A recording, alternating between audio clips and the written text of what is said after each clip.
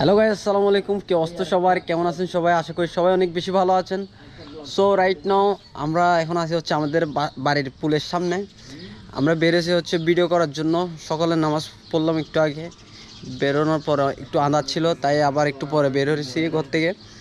তো এখন বাজে হচ্ছে 5:57।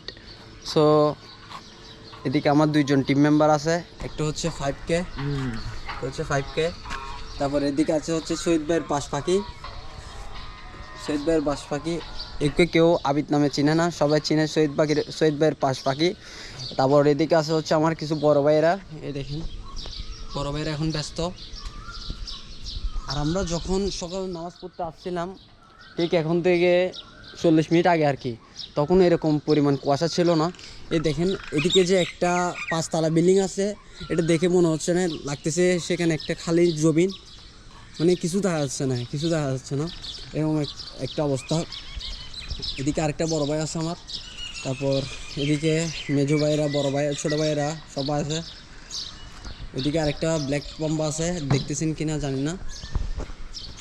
তো এখন প্যারা খাবো হচ্ছে ভিডিও করতে কুয়াশার জন্য, মানে কোয়ালিটিটা বেশি কালো হয়ে যায়।